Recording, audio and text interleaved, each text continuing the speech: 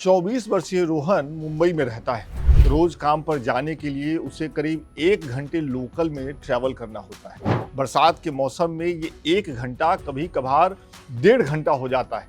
इसलिए मई की शुरुआत से जुलाई के आखिर तक हर रोज सुबह उठते ही सबसे पहले अपने फोन पर वो वेदर अपडेट्स चेक करता है। मुंबई से बहुत दूर बिहार के गांव में रहने वाले 45 साल के राकेश का दिन भी सुबह सुबह वेदर अपडेट चेक करने से ही आरंभ होता है। राकेश को इससे अपना दिन प्लान करने में सुविधा होती है। कौन सी फसल लगानी है, किस फसल की कटाई हो जानी चाहिए, ये प्लान करने में राकेश को मदद मिलती है। इतना ही नहीं, आंध्र प्रदेश के मछुआरों की टोले में तो बिना मौसम का हाल देखे समुद्र में उतरना आत्महत्या करने जैसा होता है। बड़े बुजुर्ग ये कह गए। लेकिन सवाल ये है कि जिस वेदर अपडेट पर इतनी बड़ी आबादी, देश की बड़ी आबादी डिपेंड करती है, जो कुछ दिन पहले तक, कुछ साल पहले तक टीवी पर कुछ मिनटों के लिए आती थी और जो आज की तारीख में व्हाट्सएप और फोन पर मैसेजों के माध्यम से भेजी जाती है, वो जुटाई कैसे जाती है? वो कौन सा सिस्टम है जिसकी मदद से हमारे वैज्ञानिक समय से पहले बारिश, सूखा, आंधी या तूफान की चेतावनी हमें दे देते हैं? आइए आज इस वीडियो में इसी गुत्थी को समझने की कोशिश करते हैं।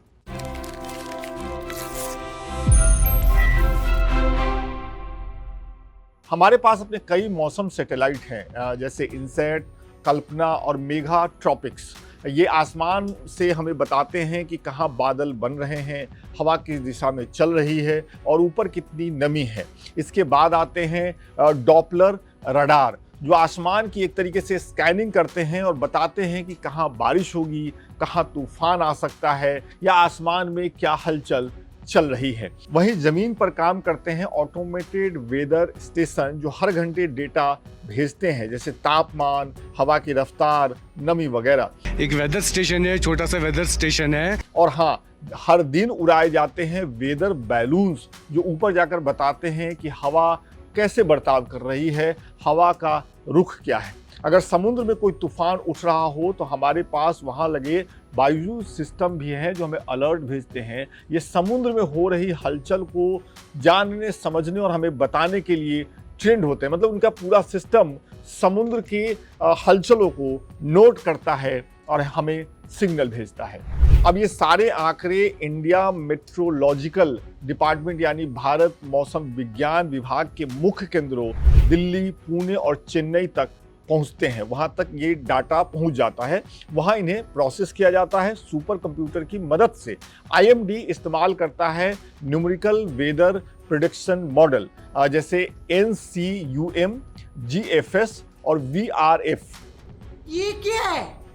आपको ये भी बताते चलें कि साल 1864 में एक बड़ा भयंकर चक्रवात आया, जिससे कोलकाता में बहुत नुकसान हुआ, बड़ा नुकसान हुआ। और फिर 1866 और 1871 में अकाल पड़ा, जिसने पूरे देश को तोड़ दिया। और तभी मौसम के मिजाज को पढ़ने के लिए एक अलग विभाग की जरूरत महसूस की गई। लिहाजा 1875 में भारत मौसम विज्ञान विभाग की स्थापना हुई। ये तो बात पुरानी हुई। अब आज पर लौटते हैं, आज के मुद्दे पर लौटते हैं कि ये प्रेडिक्शन होता कैसे है।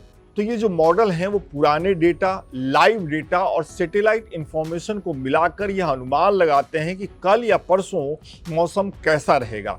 ये गणनाएं आसान नहीं होती हैं, इसलिए ये काम करने के लिए IMD का सुपर कंप्यूटर मिहिर और प्रत्यूष, जो हर सेकेंड लाखों कैलकुलेशन करता है, काम आता है। और जब मशीन अपने हिस्से का काम कर लेते हैं तो वहाँ उसके बाद आते हैं हमारे ट्रेंड मौसम वैज्ञानिक, जो मशीन के द्वारा दिए गए अनुमान को चेक करते हैं और अपनी पढ़ाई और अपने अनुभव के आधार पर ये तय करते हैं कि मशीन ने जो अलर्ट्स दिए हैं उसमें से कौन सा सही है, कौन सा ज़्यादा सटीक है या किसी को नज़रअंदाज किया जा सकता है।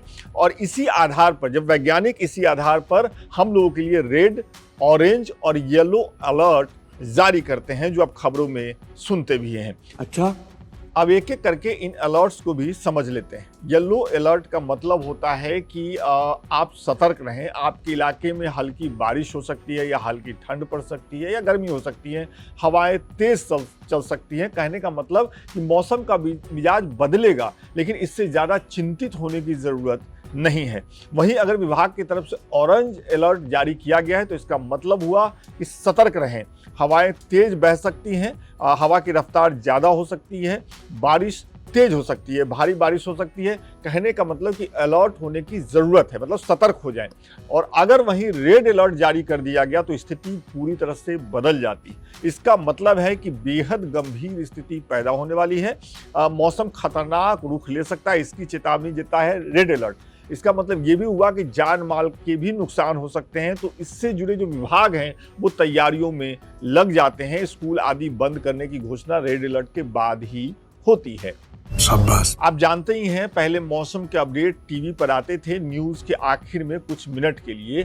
आप में से ज्यादा लोगों को ये ख्याल ही होगा, लेकिन अब मौसम के अपडेट फोन पर ऐप के माध्यम से टीवी पर पहले की तरह मिलते हैं, जैसे पहले मिलते थे। इस बारे में साल 2014 के बाद असल क्रांति हुई, एक तरीके से कह सकते हैं। इसी साल से मौसम विभाग ने SMS के माध्यम से देश के दूर दराज के किसानों को मौसम का हाल सीधा उनके मोबाइल पे भेजने का जो काम है वो शुरू किया। ये अपडेट 2014 से ही किसानों को डायरेक्ट मिलने लगे उनके मोबाइल पर। साल 2022 तक IMD ने 2.8 करोड़ से ज्यादा किसानों को उनके क्षेत्र के लिए विशेष मौसम के पूर्वानुमान और कृषि सलाह SMS के माध्यम से भेजना शुरू किया।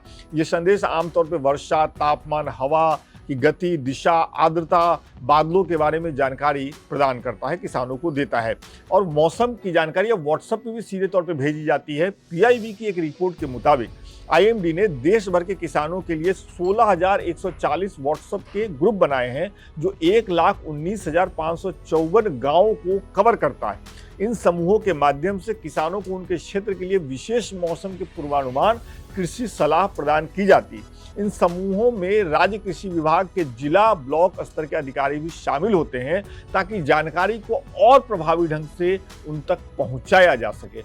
हमें लगा कि हम डेली ही आपको मौसम की अपडेट देते हैं और आप देखते भी हैं। लगा कि ये बताया जाए कि ये मौसम के अपडेट्स हमारे वैज्ञानिक और जो विभाग इसके लिए तय है वो जुटाता कैसे है। अगर ये जानकारी आपको अच्छी लगी हो तो कमेंट करके बताइए। अगर ज़्यादा अच्छी लगी है तो वीडियो शेयर करते जाइए। बहुत बहुत शुक्रिया।